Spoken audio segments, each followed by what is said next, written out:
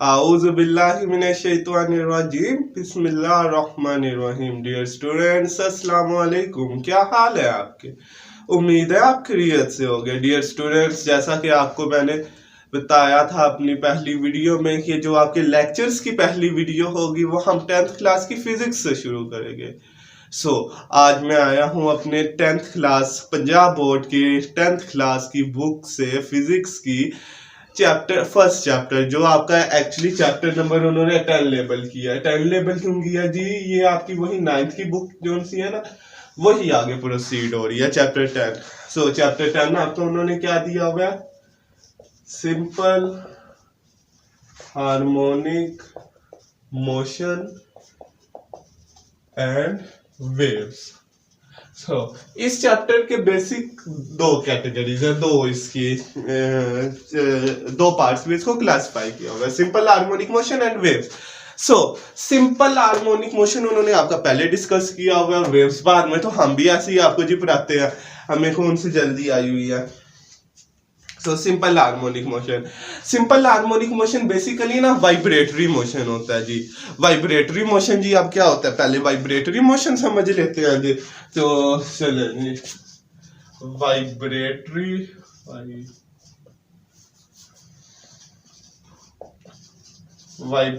Motion जी। Vibratory motion क्या होता है? अच्छा,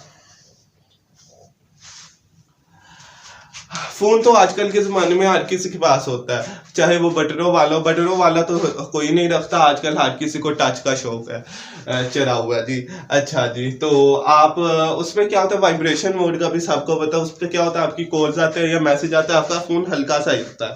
आपने अगर गौर किया हो ना तो वो हल्का सा हिलता है, तो उसको वाइब्रेशन मोड कर दे, जिसकी आवाज काट के आती है जी।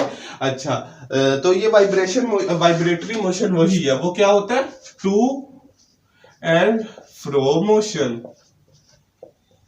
और टू एंड फ्रो भी हो सकता है, और बैक एंड फोर्थ मोशन। वो टू एंड फ्रो मोशन भी हो सकता है, बैक एंड फोर्थ भी होता है। टू एंड फ्रो क्या होता है? दाएं, टू एंड फ्रो कहते हैं दाएं और बाएं को। टू दाएं और फ्रो बाएं, टू एंड फ्रो दाएं और बाएं मोशन हरकत को। और या बैक का मतलब होता है पीछे, और फोर्थ का मतलब होता है आगे और पीछे की हरकत। टू एंड फ्रो मोशन और बैक एंड फोर्थ मोशन, ठीक है जी, of a body is called vibratory motion. To and forth motion या बैक एंड फोर्थ मोशन जो उनसा होता है, टू एंड फ्रो और बैक एंड फोर्थ जो मोशन होता है वो जी आपको होगा वाइब्रेटरी मोशन। वही जो हमने 9th क्लास के चैप्टर नंबर 2 के फर्स्ट टॉपिक में पढ़ा था, after definition of dynamics and rest. आपने मोशन की डेफिनेशन पढ़ी हुई थी कि अगर आपकी बॉडी सराउंडिंग के अकॉर्डिंग चेंज बार बार हो रही है उसको मोशन कहते हैं। तो ये वही मोशन है, हरकत।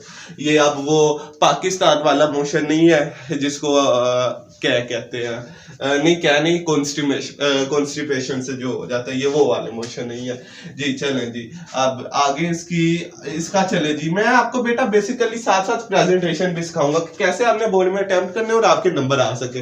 वाइब्रेटरी मोशन, इसका अब आगे पॉइंट हम जी क्या ऐड करते हैं, it is also known as, या इट इज आल्सो कॉल्ड, या कुछ बच्चे कॉल्ड को कोल्ड पढ़ते हैं तो वो कोल्ड अपना करें, एक्चुअली ये कॉल्ड होता है। It is also known as vibration, oscillation and vibratory motion तो ऊपर ही है, ऑसिलेटरी मोशन। इसको हम वाइब्रेटरी मोशन भी कह सकते हैं, ऑसिलेटरी मोशन भी कह सकते हैं, वाइब्रेशन भी कह सकते हैं, ऑसिलेशन भी कह सकते हैं, ठीक है जी। होप सो इतना क्लियर होगा। चले अब इसकी वो अगर कुछ पेपर सेटर होते हैं थोड़े मनूस किस्म के, वो अगर आपको पूछ ले साथ में एग्जांपल्स एग्जाम्पल्स ना भी पूछे लिखते तो बेहतर है, नंबर काटने के चांसेस कम हो जाते हैं पेपर चेकर के पास।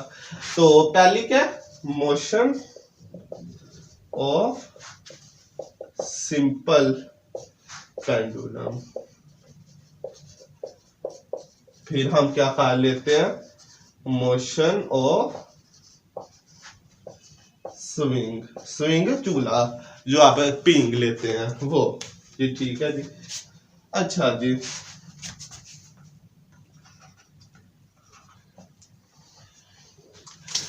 स्विंग का तो सबको पता है, पिंग वो आप आगे पीछे जाते हैं ना, दाएं बाएं तो नहीं ना मुड़ जाती, या फिर उसका दाएं बाएं का डायरेक्शन हो तो दाएं बाएं जाती है, या आगे पीछे चारों डायरेक्शन में तो नहीं ना जाती।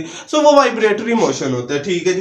पेंडुलम, पेंडुलम कुछ बच्चों को तो पता होगा और जिनको नहीं पता उनके लिए, आपने वो बड़ी घंटी देखी हो जिसके नीचे घंटा सा लगा होता है, अगर अभी भी नहीं समझ आ रही है, टॉम एंड जेरी सबने देखा होगा, या ओगी ओगी एंड द कॉकरोचेस सबने देखा होगा, उसमें उनके घर में जो घंटी होती है ऐसे ऊपर कार के घड़ी होती है और नीचे किसी के नीचे चिड़िया वो निकाल देते हैं और किसी के नीचे ये घंटा होता है, ठीक है जी। या छोटी घड़ी के छोटा घंटा, बड़ी घड़ी का बड़ा घंटा, वो कोई नहीं। तो ये जो घंटा होता है ना, इसको कहते हैं पेंडुलम। ये क्यों, अच्छा पेंडुलम इसको कहते हैं। इसका मोशन सिंपल हार्मोनिक मोशन कैसे है जी, या इसने दाएं जाने या बाएं जाने, आगे पीछे तो नहीं ना होगा, या फिर उड़ के इरेगुलर मोशन, ब्राउनियन मोशन तो नहीं ना हो जाएगा, रैंडम मोशन तो नहीं ना हो जाएगा। सो इसलिए इसका मोशन, ये जो नीचे गेंदी से लगी हुई है ना, इसको बोब कहते हैं, ओगी वाला बोब नहीं, ये इस गेंद को बोब कहते हैं, और ये जो होती है इसको स्ट्रिंग कहते हैं।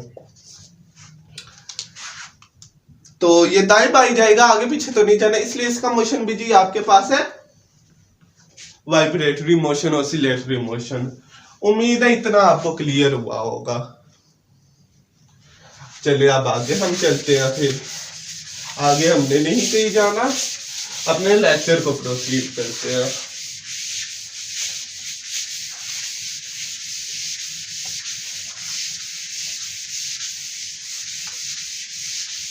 अच्छा जी, वाइब्रेटरी मोशन का आपको पता चल गया। अब सिंपल हार्मोनिक मोशन। अच्छा, आपकी बुक का चैप्टर 1 का पेज नंबर 17 है, उधर आपके रिव्यू क्वेश्चन है।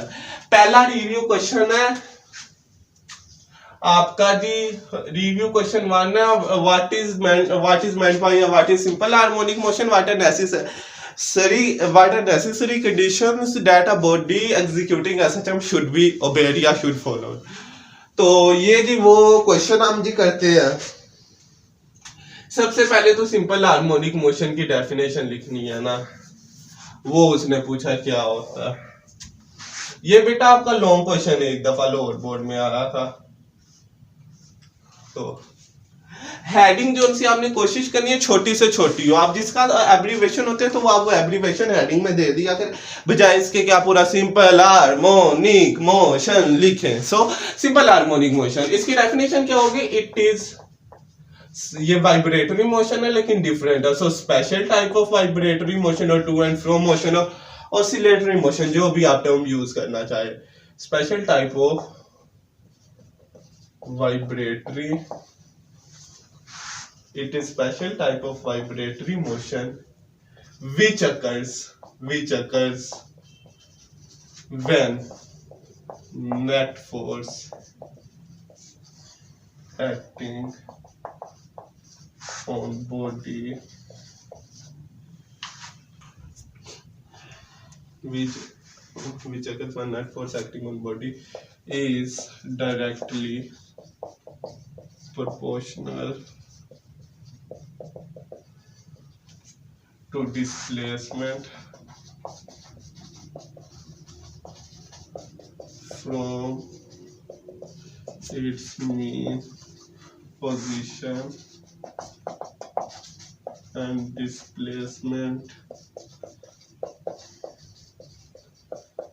is always directed towards its mean position जी, ये आपकी इस आपके रजिस्टर या कॉपी या पेज की 4 से 5 लाइनें हो जाएंगी। बेटा डेफिनेशन ना वही सिंपल होती है, छोटी सी, उसको जितना लंबा चौड़ा काटे ना अगर चक्कर पे आगे चक्कर पे ना अच्छा इम्पैक्ट पड़ता है। अब जैसे अब इट इज मैंने लिखा है, आप इट इज ना से शुरू ना करें, आप लिखे आ स्पेशल टाइप ऑफ, और एंड पे लिखे is called simple harmonic motion abbreviated as SHM। तो 2 लाइनें और बढ़ जाएंगी। लिखा आपने वही कुछ है, बस कुछ है, बस आपकी वो लेंथ बढ़ जाती है जिससे इंप्रेशन आपका पेपर का अच्छा करता है। अच्छा, सिंपल हार्मोनिक मोशन क्या होता है? ये स्पेशल टाइप का वाइब्रेटरी मोशन होता है जो अकर्स अकर्स का होता है रोनमा होना होना। कब होता है? मैं नेट फोर्स आपने 9th क्लास के चैप्टर नंबर 3 पे Newton first law of motion में पढ़ा है। इनर्शिया और उधर एक टर्म यूज हुई है नेट फोर्स। नेट फोर्स क्या होती है? जितनी भी फोर्सेज एक्ट कर रही होती है ना, उनका जो सम होता है वो नेट फोर्स होता है, सेम इफेक्ट होता है। एक्टिंग ऑन बॉडी, एक बॉडी पे इफेक्ट आ रही है, इस डायरेक्टली प्रोपोर्शनल। डायरेक्टली प्रोपोर्शनल का मतलब होता है कि अगर एक बॉडी, दो बॉडीज डायरेक्टली प्रोपोर्शनल कब होते हैं? जब ये इसके चेंज होने से ये भी चेंज हो, यानी ये बढ़े तो ये भी बढ़े, ये कम हो तो ये भी कम हो। और इनवर्सली होता है कि ये कम हो तो ये बढ़े तो ये कम हो। डिस्प्लेसमेंट के डायरेक्टली प्रोपोर्शनल है। डिस्प्लेसमेंट भी आपने जी बेटा हमने 9th क्लास की फिजिक्स के चैप्टर नंबर 2 में ही पढ़ा। सबसे पहले आपने डायनामिक्स पढ़ा था, फिर आपने रेस्ट पढ़े थे, फिर मोशन पढ़ी थी, फिर आपने डिस्टेंस पढ़ा था और फिर डिस्प्लेसमेंट पढ़ा था। डिस्टेंस होता है, डिस्टेंस के बाद आपने डिस्प्लेसमेंट होता है जिस शॉर्टेस्ट डिस्टेंस, तो ये वही डिस्प्लेसमेंट है फ्रॉम इट्स मीन पोजीशन। बेटा मेन पोजीशन कहते हैं, मेन पोजीशन बेटा कहते हैं जो एक बॉडी होते। चले आपको ना बता के समझाता हूँ। अब ये मसलन हमने पेंडुलम की वाइब्रेशन पे एग्जांपल ली थी। ये आप इधर आ जी, अब इसने या इधर जाना है या इधर जाना है, इसके अलावा तो कहीं नहीं ना जाएगा। वो जितना ऊंचा चला जाए, जाना तो इधर ही इधर है ना। तो ये जहां पे कोई भी फोर्स एक्ट नहीं ना कर रही, और वो जो पोजीशन है ना उसको हम ओ से रिप्रेजेंट कर देते हैं। आप कुछ भी यूज कर सकते हैं, ABCDEFG, जितनी आपको ABC आती है, 26 लेटर्स के अलावा कोई और भी ABC आती है वो भी लिख सकते हैं। ABC ओ पोजीशन नाम ले, ये मेन पोजीशन हो गया। अब इसने इधर से इधर जाना है, यानी when no net force acting on the body, the original position, the original state of the body is known as its mean position।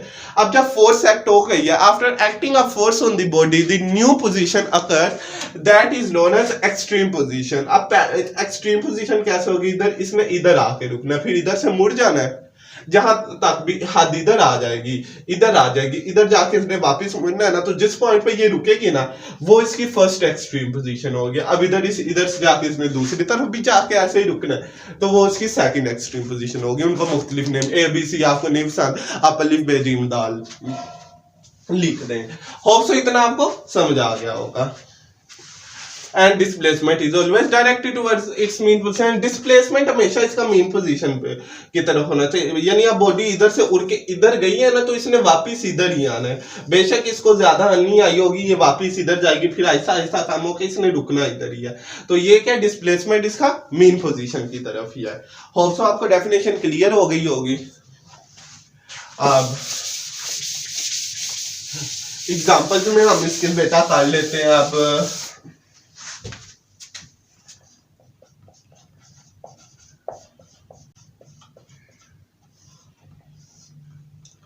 Examples बेटा हम क्या करते हैं, मोशन ऑफ सिंपल पेंडुलम, जिस एग्जाम्पल से आपको समझाया, क्योंकि उसने आगे पीछे जाना नहीं, उसका डिस्प्लेसमेंट भी जो सा होता है उसी की तरफ डायरेक्ट होता है।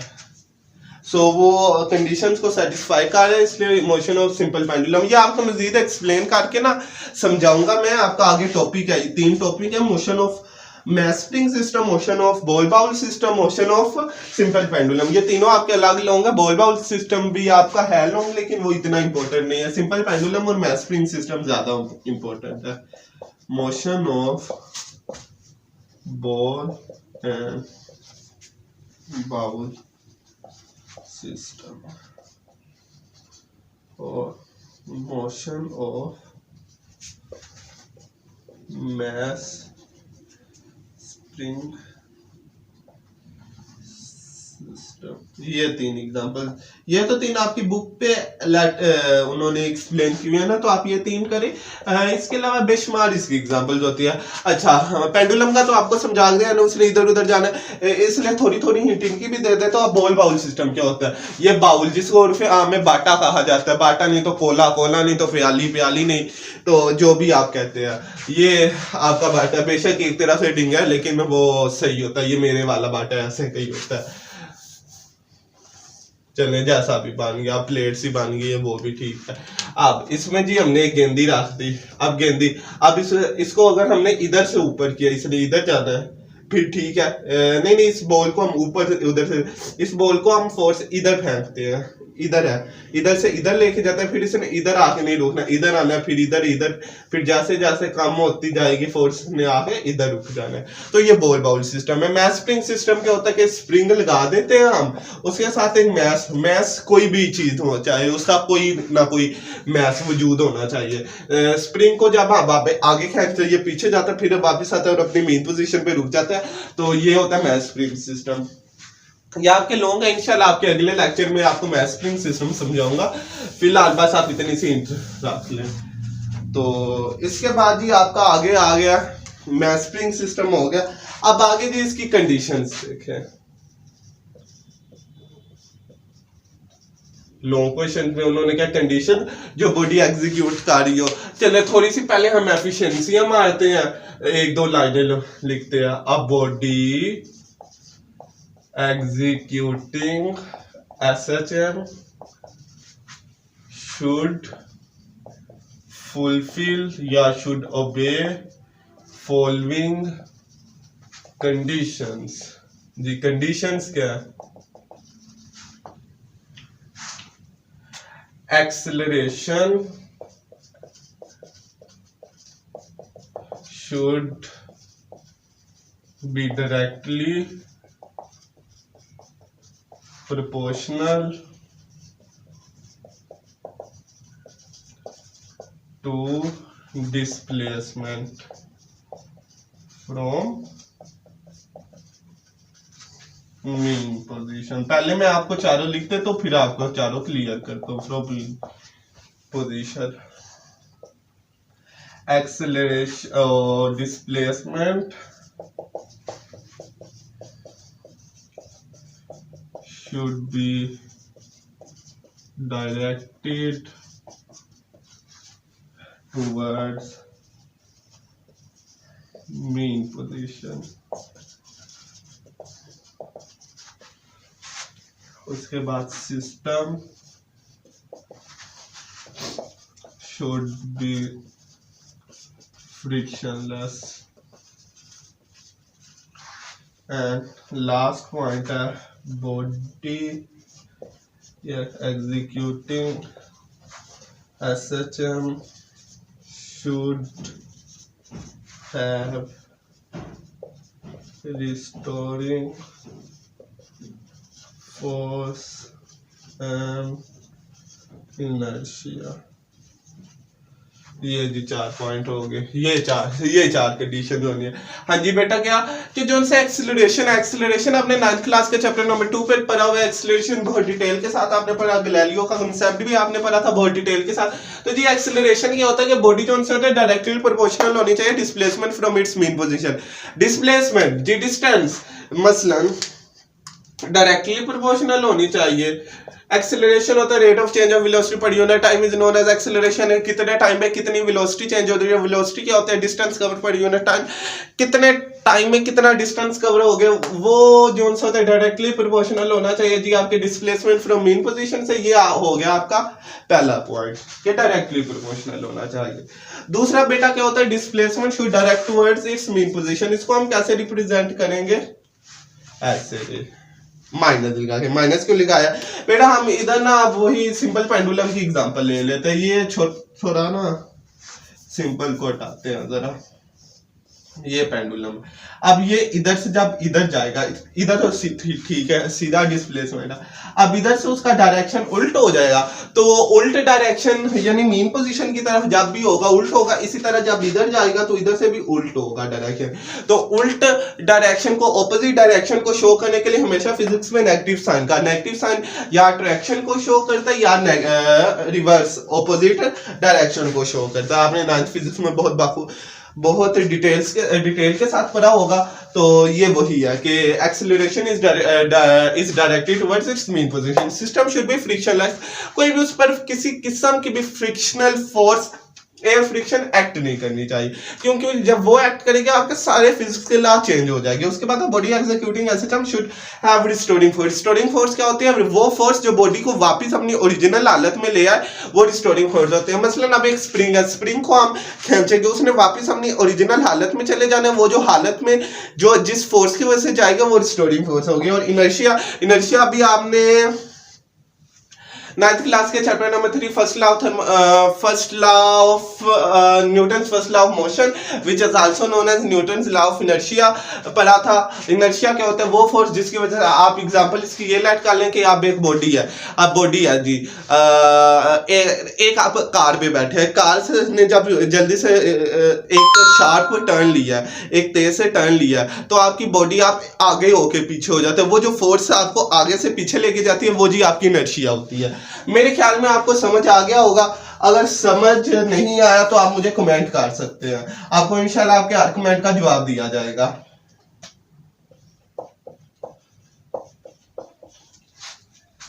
ये बेटा आपका लॉन्ग क्वेश्चन है। ऐसे आप बोर्ड में ये लॉन्ग क्वेश्चन अटेम्प्ट करेंगे, आपकी एक साइड भी आराम से कवर हो जाएगी और आपके 4 में से या 5 में से कोई नंबर भी नहीं काट सकेगा। चलें जी, अब हम फिर आगे जाते हैं। ये लोग अब आपका आज का लेक्चर बस खत्म होने वाला, बस आपका जो उनसे 1-2 टर्म, एक शॉर्ट क्वेश्चन है वो आपको क्लियर करने। अच्छा, आपने बेटा आपकी बुक पे फिजिक्स की बुक से उम्मीद है आप सबने अपनी ना अपने पास फिजिक्स की बुक खोल के रखी होगी, क्योंकि आप लेक्चर ले रहे हैं। जब भी आप लेक्चर लेते हैं तो अपने पास उस सब्जेक्ट की बुक लाजमी रखा करें। अब आप बुक के पेज नंबर 2 पे आ जाए। पेज नंबर 2 के सबसे टॉप पे देखिए एक स्पाइडर और उसका जाला बना हुआ है और उसमें एक इंसेक्ट सा फंसा हुआ है, मक्खी के आलो, मक्खी या मच्छर फंसा हुआ है, और नीचे 2 ब्लू लाइंस लिखी हैं। उन ब्लू लाइंस को ना बोर्ड में जो उनसे होते हैं ना थोड़े बदतमीज किस्म के पेपर सेटर, वो बच्चों को आजमाने के लिए शॉर्ट दे देते हैं। 1-2 दफा शॉर्ट आया हुआ, क्या आया हुआ? How a spider detects its pray. अब इतना भी वो दे सकता है, थोड़ा मॉडिफाई कर दे, इन इट्स वेब, इतना भी वो सवाल पूछ सकता है। चेक करिए, पेपर सेटर की मर्जी है। अच्छा बेटा, ये जो सा आपके है ना, इसका अब बिल्कुल मतलब नहीं कि आपको इसी शक्ल में आए क्वेश्चन, आपको चेंज भी करके दे ले, लेकिन सबसे बड़ी बात आपने घबराना नहीं है, क्योंकि सुकून सिर्फ कबर में है। तो ये जो उनसे क्योंकि उन्होंने अपनी ट्रिक करना, उनको सबसे लाइक बच्चे चाहिए होते हैं अपने टॉपर्स के लिए, तो वो चेंज काट के देते हैं, पूछी वही चीज होती है। लेकिन इन बच्चों ने रट्टा मारा होता है, उनको समझ नहीं आता, और जिन्होंने समझ के कॉन्सेप्ट रखे होते हैं उनको पता चल जाता है कि इधर क्या लिखना है जी। How a spider detects its prey in its web, तो वो कैसे करता है? पहले जवाब लिखते हैं फिर समझाते हैं। स्पाइडर बेटा, ये आपको जो मैं लिखवा रहा हूँ आपके नोट्स बनवा रहा हूँ, आप इंशाल्लाह ये नोट्स साथ साथ अपने बनाए, आपके बहुत ही बेहतरीन नोट्स बन जाएंगे और बोर्ड में आपके मैक्सिमम मार्क्स आ जाएंगे। Spider that's its prey in its web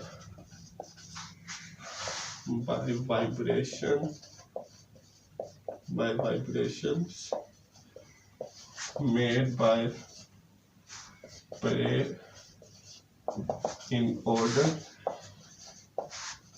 to escape out। हाँ जी बेटा, ये आप लिखते।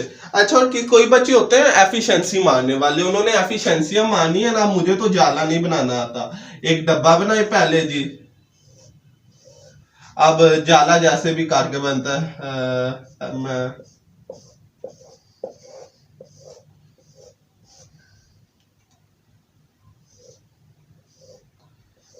मेरे ख्याल में तो बेटा ऐसे ही होता है, और लाइनें मार दो, जितना गंद मारो उतना जाला प्यारा बन जाएगा। ये जाला है जी। अब इधर ये हमारी मकड़ी है जी, कितनी प्यारी है। ये मकड़ी होगी, और लड़कियां ऐसे के हेयर कैच लगाती हैं। ये मकड़ी होगी, उनको वो प्यारा लगता है। और ये जी मक्खी फंस गई है। ये हम आम घर में जो उनसी होती है ना मकड़ी, उसकी बात कर रहे हैं। अफ्रीका के जंगलों में जाओ ना, आपसे बड़ी आपके मकड़ियां मिल जाएंगी, आप फिर उसके था थैया करना। ठीक है जी। अब ये एफिशिएंसियां मारने के लिए, अब और थोड़ी एफिशिएंसियां मान लो कि इधर से जो उनसे है ना, ये हिलरी है और ये इसके तक वाइब्रेशन को। अच्छा देखें, मैंने क्या ऊपर ही रांझा लिखिया पढ़े जी। A spider detects its prey in its web.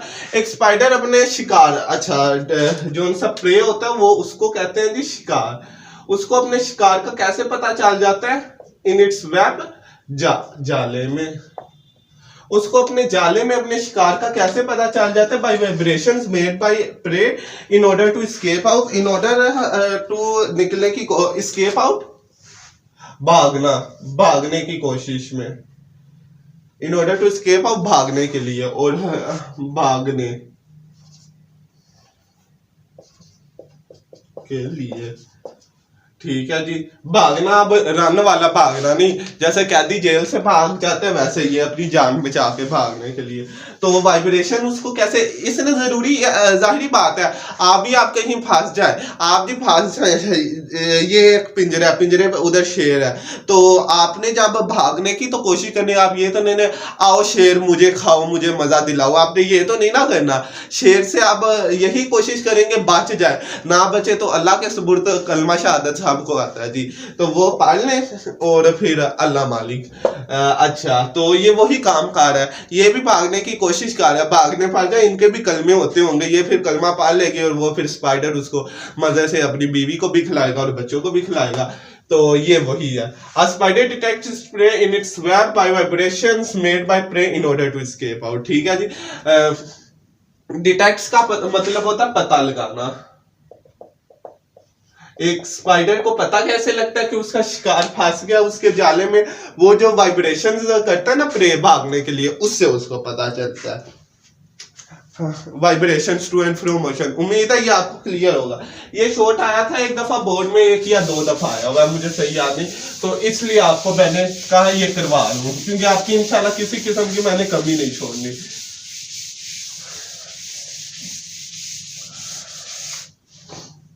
अच्छा बेटा, आपको आज जो हमने पढ़ा वो हम देख लेते हैं। सबसे पहले हमने वाइब्रेशन पढ़ा, वाइब्रेशन के बाद हमने सिंपल हार्मोनिक मोशन पढ़ा, फिर हमने इसकी कंडीशंस पढ़ी। मेन आज हमने ये तीन चीजें पढ़ी। ये जी बेटा आपका लॉन्ग क्वेश्चन, और अलग कंडीशंस अलग से वो शॉर्ट में भी पूछ सकते हैं। 2 नंबर की डेफिनेशन, 2 नंबर की कंडीशन, 4 नंबर का लॉन्ग और 2 के अलग शॉर्ट। तो ये शॉर्ट लॉन्ग आपका आज ये हमने 1 लॉन्ग किया और 2 शॉर्ट किए हैं। उम्मीद है आपको आज का लेक्चर पसंद आया होगा, समझ आई होगी। अगर आपको समझ नहीं आई तो इस वीडियो को नीचे आपने कमेंट करना है, ताकि मैं आपके कमेंट के जवाब में आपको समझा सकूं। और अगर आपको पसंद आई है तो ये वीडियो शेयर करें, लाइक करें और मेरे चैनल को सब्सक्राइब करें। Thank you very much.